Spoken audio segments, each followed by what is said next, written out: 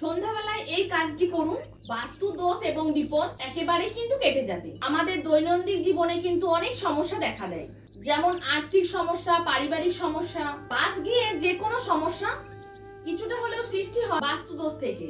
তো চলুন দেখে নিয়ে যাক কিভাবে আপনারা বাস্তু দোষ থেকে মুক্তি পাবেন।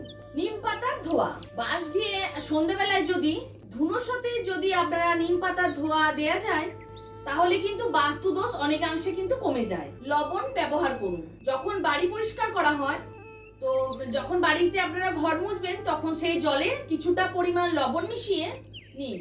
এর ফলে গৃহে নেগেটিভ শক্তি প্রভাব কমে গিয়ে পজিটিভ এনার্জি বৃদ্ধি পাবে ও বাস্তু দোষও কেটে যাবে। এছাড়া ঘরের এক কোণে কিছুটা লবণ রেখে দিন একটা পাত্রে। এরপর হচ্ছে ঠাকুরের স্থান। শোয়ার ঘরে যদি ঠাকুর রাখা হয় তাহলে অত্যন্ত বাড়িতে বাস্তু দোষের সৃষ্টি হয়। যদি একান্তই কোনো উপায় না থাকে, শোয়ার ঘরে যদি ঠাকুর রাখতেই হয়, তো রাতে আপনারা যখন শুয়ে পড়বেন তখন যেন পর্দা দেওয়ার ব্যবস্থা থাকে।